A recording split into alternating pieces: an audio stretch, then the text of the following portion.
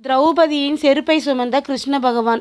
மகாபாரதத்தில் பாண்டவர்களுக்கும் கௌரவர்களுக்கும் இடையிலான யுத்தம் தொடங்கி 9 நாட்கள் முடிந்துவிட்டது.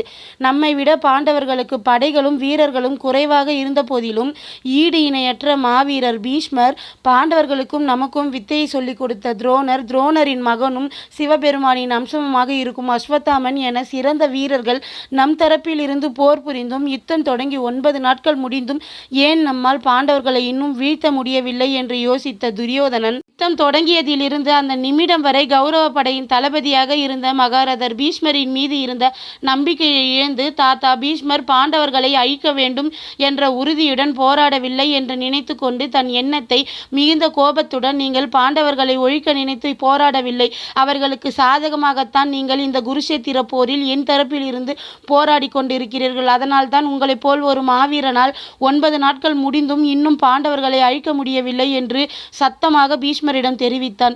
துரியோதனன் ஆவேசமாக தன் மீது குற்றம் சாட்டியதை கேட்ட பீஷ்மர், தன் மீது எந்த தவறும் இல்லை, நான் அரியணைக்கு உண்மையாகத்தான் இருக்கிறேன் என்று நிரூபிக்க நினைத்து பீஷ்மரும் மிகுந்த ஆவேசத்துடன் மறுநாள் நடக்கப் போகும் போரில் நிச்சயமாக நான் பாண்டவர்களை வீழ்த்துவேன், அடியோடு வீழ்த்துவேன் என்று சபதம் செய்தார். ஆனால் பீஷ்மரின் வார்த்தையால் சமாதானம் அடையாத துரியோதனன், பாண்டவர்களை அடியோடு வீழ்த்துவேன் என்று சொல்லாதீர்கள், அவர்களை அடியோடு அழிப்பேன் என்று சொல்லுங்கள் என்று கேட்டான்.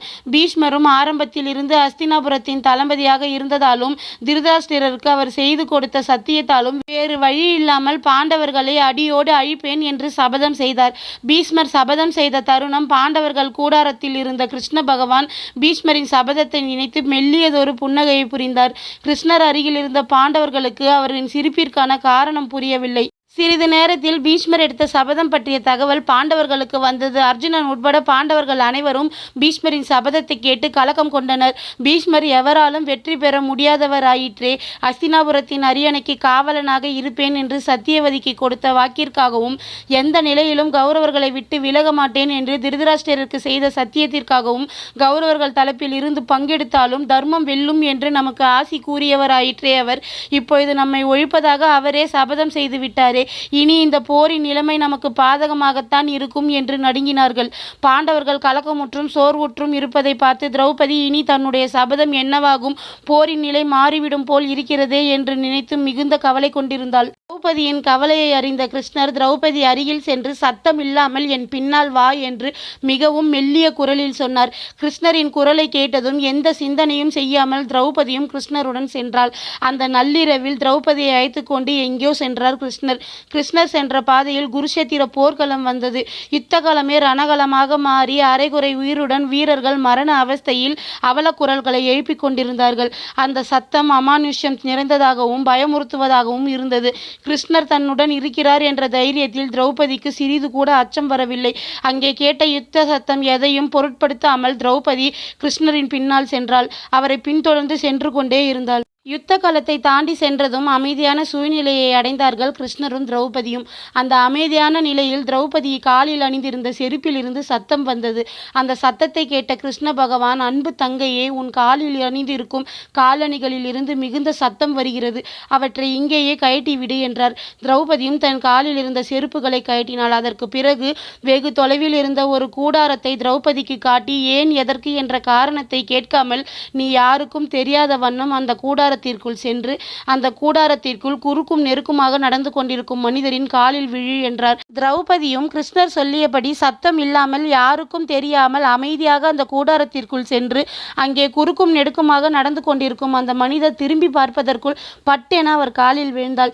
யாரோ ஒரு பெண் தன் காலில் விழுந்து கிடப்பதை பார்த்த அந்த மனிதர், அவளை தீர்க்க சுமங்கலியாக இரு என்று அவளுக்கு ஆசீர்வாதம் வழங்கினார். ஆசீர்வாதம் பெற்ற பின் நிமிர்ந்த அந்த மனிதரை பார்த்தாள் திரௌபதி. திரௌபதிக்கு ஆசீர்வாதம் தந்த அந்த மனிதர் அவள் முகத்தை பார்த்ததும் அதிர்ச்சி அடைந்தார். ஏனென்றால் அவர் வேறு யாரும் இல்லை, பீஷ்மர் தான். கிருஷ்ணர் திரௌபதியை கௌரவர்கள் பாசறைகள் அமைத்திருக்கும் பக்கம் பீஷ்மரின் கூடாரத்திற்கு தான் அவளை அழைத்துச் சென்றார்.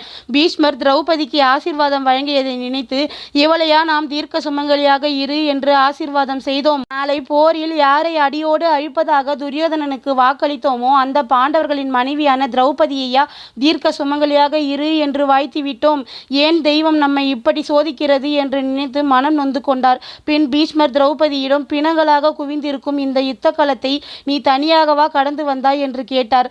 அதற்கு திரௌபதி பதில் எதுவும் சொல்லாமல் அமைதியாக இருந்தாள். சந்தேகப்பட்ட பீஷ்மர் கூடாரத்திற்கு வெளியே எட்டி பார்த்தார். அங்கே ஏதோ நிழலாடுவது போல் அவருக்கு தெரிந்தது. உடனே பீஷ்மருக்கு என்ன நடந்திருக்கும் என்று புரிந்து கொண்டு, வெளியே வா கிருஷ்ணா, இது உன் வேலைதான் என்று எனக்கு தெரியும் என்று சொன்னார். தன் கையில் ஒரு துணிப்பையுடன் பீஷ்மரின் கூடாரத்திற்குள் வந்தார் கிருஷ்ணர். கிருஷ்ண பகவான் கையில் ஒரு துணிப்பை இருப்பதை பார்த்த பீஷ்மர், என்ன இது, கையில் ஏதோ துணிமுடிச்சை வைத்து கொண்டு சுற்றி கொண்டிருக்கிறாய் என்று கேட்டார். இதுவா திரௌபதியின் காலணிகள். அவள் நடக்கும்போது இவை அதிகமாக சத்தம் எழுப்பியதால் திரௌபதியை உங்களிடம் அனுப்ப தடையாக இருந்தது. அதனால் அதை கயட்டச் சொன்னேன். அதைத்தான் இந்த துணியில் சுற்றி என் கையில் வைத்துள்ளேன் என்றார் கிருஷ்ணர். கிருஷ்ணரின் வார்த்தையை கேட்ட திரௌபதி அவரிடம் ஓடி சென்று தன் செருப்புகளை பிடுங்கிக் கொண்டு, என்ன சோதனை இது அண்ணா, என் காலணிகளை நீ சுமப்பதா, என்னை இப்படி ஒரு பாதகி ஆக்கிவிட்டாயே என்று சொல்லி அழுதாள். தங்கையின் செருப்பை அண்ணன் சுமப்பதில் எந்த தவறும் இல்லை. இதில் நீ பாதகியாக எதுவும் இல்லை. உன் கோரிக்கையை நீ பீஷ்மரிடம் கேட்டாயா என்றார் திரௌபதியிடம் கிருஷ்ண பகவான். அதற்கு திரௌபதி பதில் சொல்வதற்கு முன் அவளை தடுத்த பீஷ்மர், மாயவனே, அவள் என்னிடம் எதையும் கேட்கவில்லை. ஆனால் நான் எதை சொல்ல வேண்டும் என்று நீ தீர்மானித்தாயோ அதைத்தான் நான் அவளுக்கு ஆசீர்வாதமாக சொன்னேன். நீ பொல்லாதவன். உன்னை அபயம் என்று சரணடைபவர்களை காப்பாற்ற அவர்களின் காலணியை கூட நீ சுமக்க தயாராக இருக்கிறாய். பாண்டவர்களுக்கு நீ துணையாக இருக்கும்போது இந்த பீஷ்மனால் அவர்களை என்ன செய்துவிட முடியும்? நான் ஏதோ உணர்ச்சி வசப்பட்டு என்னால் எல்லாம் முடியும் என்று நினைத்து சபதம் செய்து விட்டேன். அதற்காக நான் செய்த இந்த தவறை எனக்கு சுட்டி காட்ட வேண்டும் என்று திரௌபதியின் காலணிகளை கையில் சுமந்து வந்து இப்படி என் அருகில் நிற்க வேண்டுமா? இந்த போரின் முடிவு எதுவாக இருக்க வேண்டும் என்று நீ முடிவு செய்து வைத்துள்ளாயோ அதுதான் நடக்கும் என்று சொன்னார் பீஷ்மர் கிருஷ்ணரிடம். அதன் பின் கிருஷ்ணர் திரௌபதியை அழைத்து கொண்டு பாண்டவர்கள் கூடாரங்கள் இருக்கும் இடத்திற்கு சென்று விட்டார். மறுநாள் நடந்த 10ஆம் நாள் குருஷேத்திர யுத்தத்தில் சிக்கண்டியை முன்வைத்து அர்ஜுனனால் வீழ்த்தப்பட்டு அம்பு படுக்கையில் வீழ்ந்தார் பீஷ்மர். பாண்டவர்களின் வெற்றிக்காக கிருஷ்ணர் செய்த பல நீலைகளில் ஒன்றுதான் திரௌபதியின் செருப்பை கிருஷ்ண பகவான் சுமந்து வந்த ஒன்றும். இது போல சுவாரஸ்யமான தகவலை தெரிஞ்சுக்கணும்னு ஆசைப்பட்டீங்கன்னா என்னோட சேனலை சப்ஸ்கிரைப் பண்ணுங்க ஃப்ரெண்ட்ஸ்.